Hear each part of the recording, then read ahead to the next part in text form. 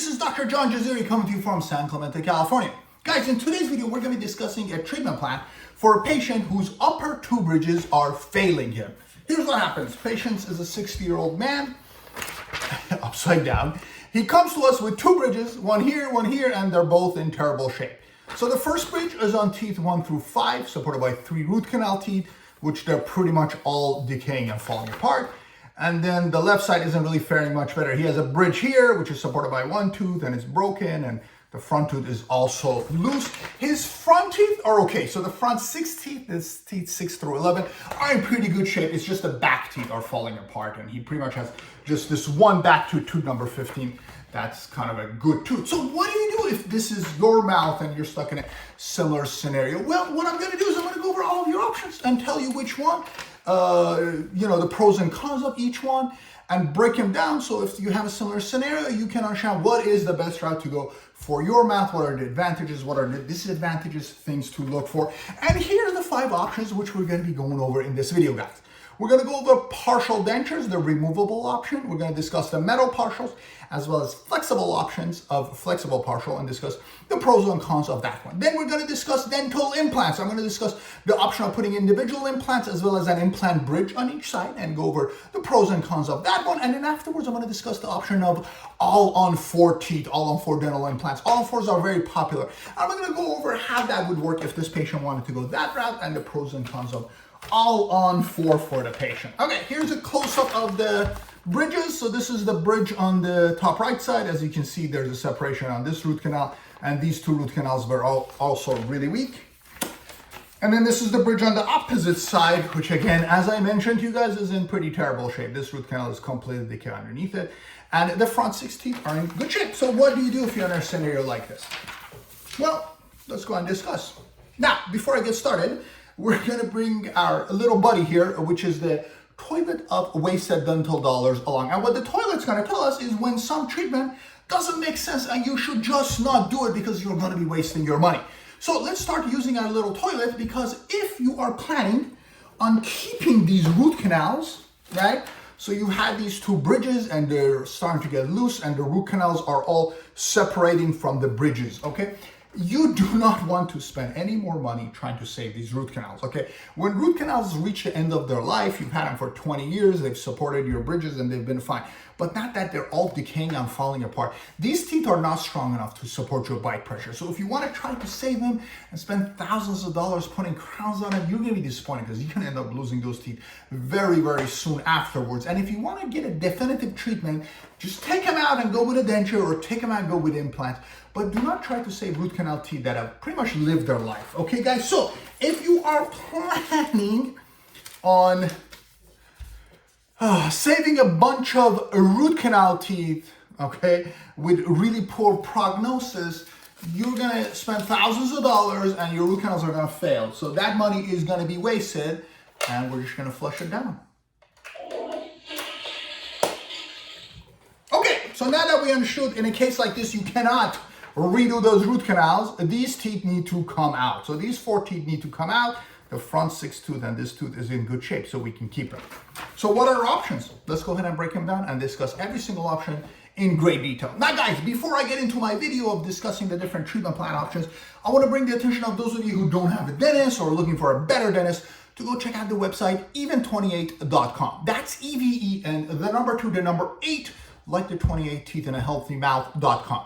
Even 28 is a dentist search engine. You can browse through profiles of dentists based on city, based on zip code, learn more about each one, read the reviews, and when you find a great dentist, you can schedule your appointment all conveniently online and all for free from the website Even 28, the dentist search engine. So guys, go check it out, find yourself a fantastic dentist, and let's find out what this patient needs to do in order to fix his mouth and be able to chew again, huh?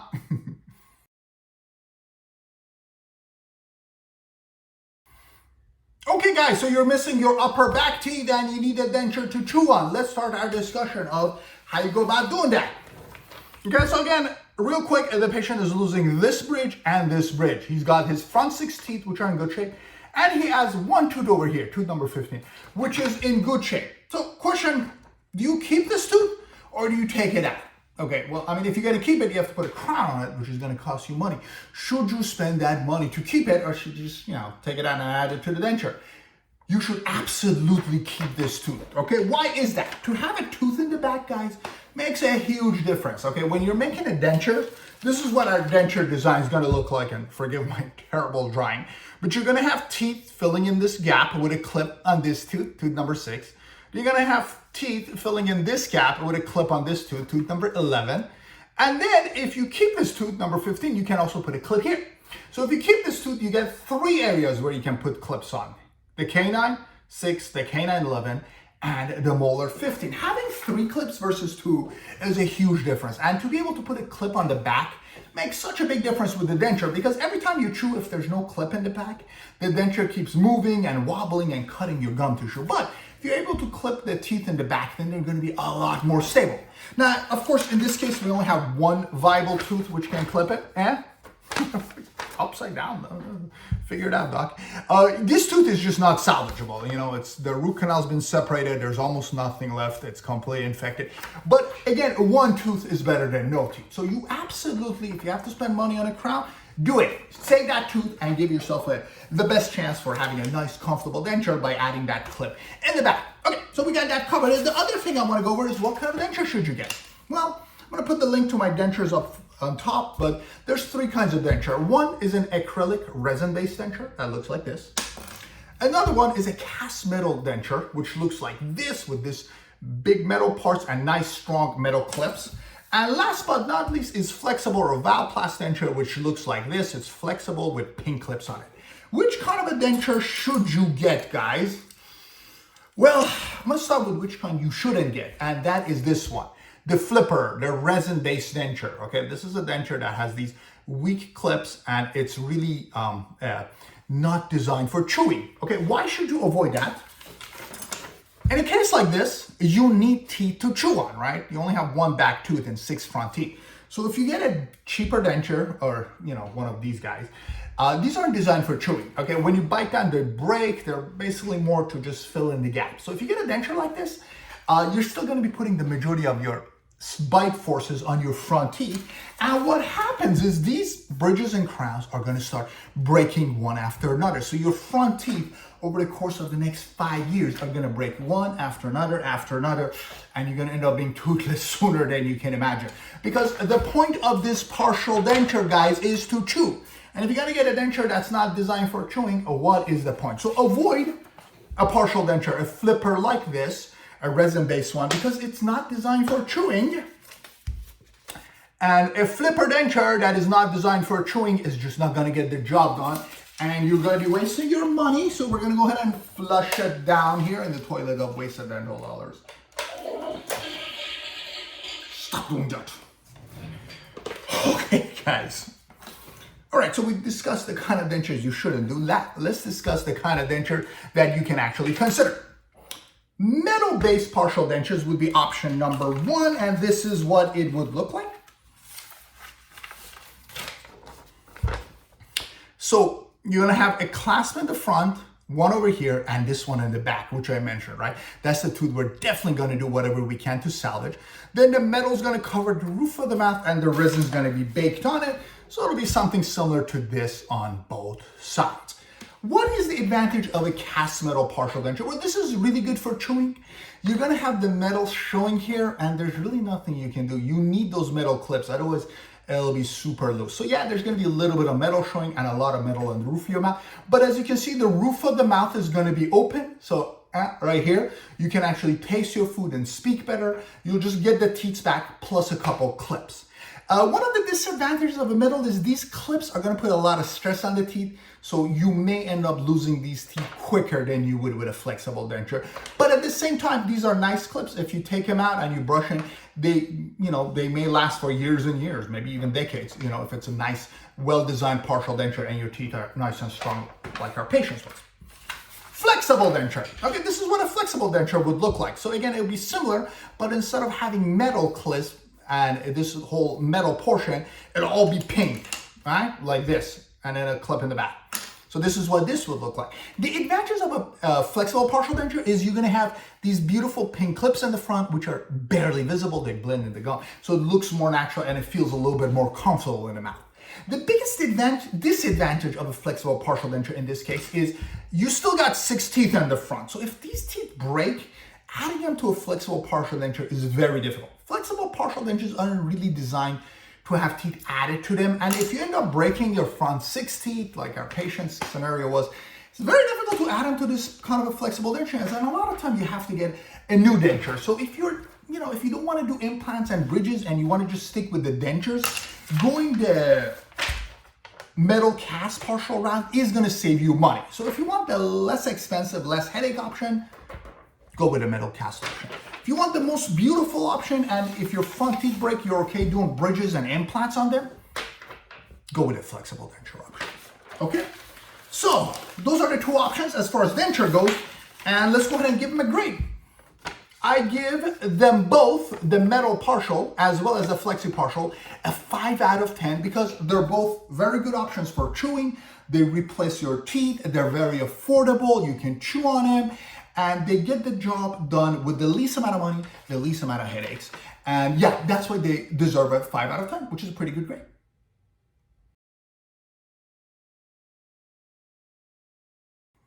Okay guys, so let's say you want to go the next step up, which is dental implants instead of a partial denture. How can you do dental implants? Well, let's revisit that case here, okay? So the entire 5-unit bridge on the right side is gone. There's no back teeth here. And this bridge here is gone and there's this huge gap here and we still have 1 tooth in the back. So 6 tooth and 1 tooth, nothing else. Well, here's how implants would work. You would put implants to fill in the gaps. First, you would put the implant screw, and then when that heals, you put the abutment and you make your crowns, okay?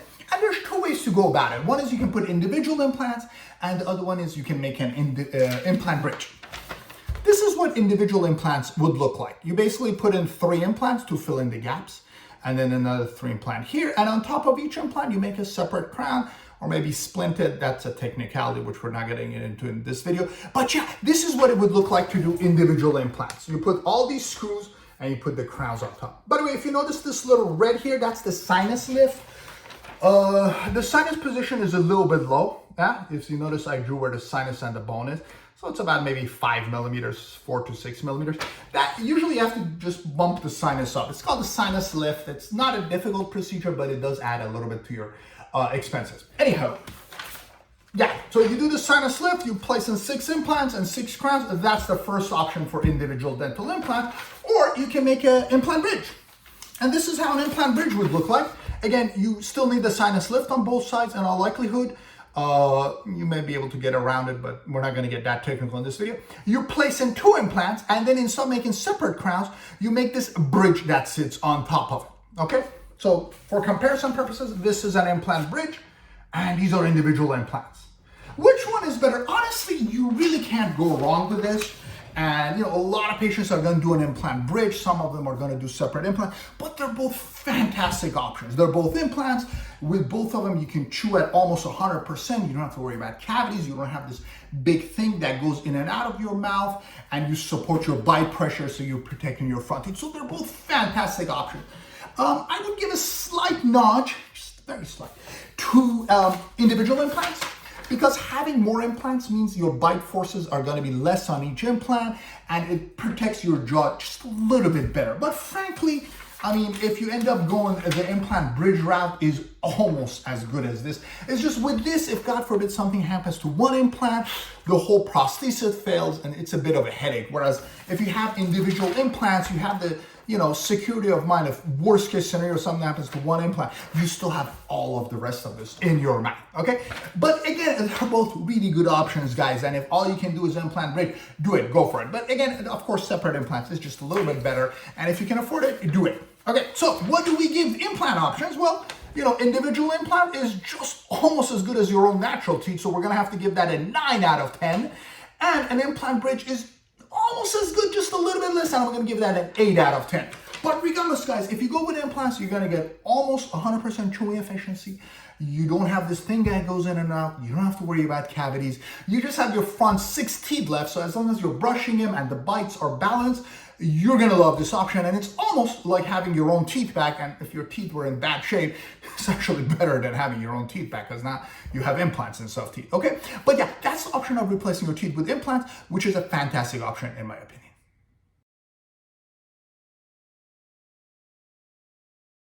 Okay guys, the last option we're going to discuss is all-on-4 teeth. Here's how all-on-4 would look. And again, I'm going to use my models and break it down. I'm going to put a link to the video up front so you can learn more about all-on-4s. But here's what happens. So the bridge is failing here. This bridge is failing. The patient has 6 good teeth in the front and 1 in the back. So he's basically lost 7 teeth and he still has 7 teeth left. He's kind of at the halfway point with his teeth. So what do? The first 2 options we discussed are partial to replace the back teeth or dental implants to replace the back teeth. But what if you have no confidence in your front 6 teeth and you know that they're loose, they're weak, they're just really decayed, they're ugly, and you just don't want to have to deal with having to pay and come a second round of dentistry in order to keep your front 6 teeth. Now this patient, you know, he hasn't had any issues with his front 6 teeth and they've served him well, but that's not always the case. Or some people are just very paranoid, or they're a lot younger and they don't want to go through this whole process a second time. So what do you do in that case? Well, you do have the option of doing all-on-4. And if you do all-on-4, we're going to have to remove all of your teeth and replace them with a full set of implants. This is how all-on-4 would look like for a patient like this. We would basically stick in 4 implants in the anterior region and make a full set of prosthesis that gets screwed on top and stays in the mouth as such. And this would be what it would look like on a model. You pull all the teeth and you put in the 4 implants. And then you make this prosthesis like this, which has these 4 holes in it. And if you notice, this not only replaces your back 6 teeth, but it replaces your front 6 teeth as well. So all of your upper teeth are now going to be fake. We cannot leave any more teeth in there, including that last one molar we had. That has to come out as well. Everything's got to go. And then when this is all said and done, you place this on the mouth as such and you screw it in, and boom, just like that, you have your all-on-4 teeth. Okay, so if you don't have confidence that your remaining couple teeth are going to last you, then this is what you want to go with. Now, what was the scenario with this particular patient? Let's go ahead and revisit our patient here. He has 6 teeth in the front, which they have root canals and crowns, but he hasn't had any issues with them as of recent. He has no gum disease there, and he has a commitment to keep his teeth clean. He's not a heavy smoker or diabetic, so our prognosis with the front 6 teeth was pretty good. We think he's going to be able to keep him. So in this particular case, taking the front 6 teeth out and going to an all-on-4 is a bit of an overkill in my opinion. It's like, why take those teeth out? You got to be able to keep him. You're okay putting in a filling or a crown. And maintaining him is a lot easier. You don't have to be toothless for a couple months. You save a lot of money. All-on-4 is very, very expensive. Doing individual implants or implant bridges is still about half the price of an all-on-4. And you get to keep your own front 6 teeth plus the one in the back. So why just yank them all out? And a lot of dentists agree with me that there are some cases where it's just better to take them out.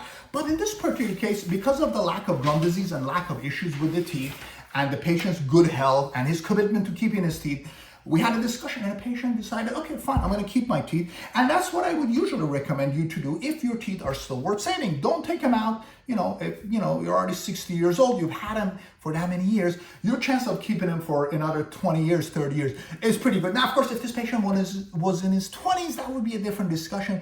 We would probably gear more towards taking them all out because we know that patient is not going to be capable of salvaging his remaining teeth, right? Anyhow, and all-on-4 is a fantastic option. You get all your teeth back. You don't have to worry about losing them. And it's just a really, really good option, which is why I'm going to give it a 6 out of 10. The only reason it gets a 6 out of 10 in this case is because the patient's front 6 teeth were in really good shape, and I just didn't feel that an all-on-4 is a better option than doing individual implants in this case.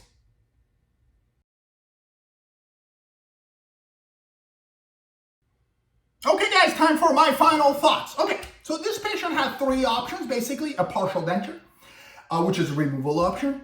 And again, you can go flexible or metal-based. The next option was implants, where again, the number of implants varies depending on the circumstances. And the last one was an all-on-4, which is take all the teeth out, put the 4 implants, and just make a complete set of fake teeth on the top.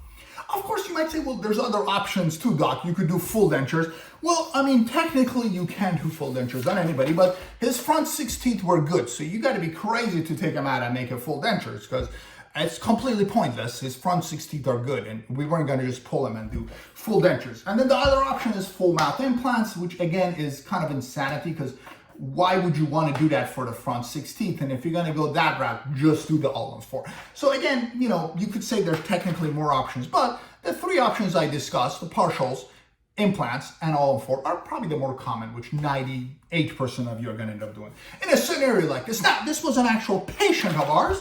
So what did I end up doing to him? Well, obviously, if you looked at my grading score, I gave the best score to individual implants, and 9 out of 10. So of course I'm gonna do that for the patient. I'm not gonna make myself look bad now. That's what we did. We took out his bridges.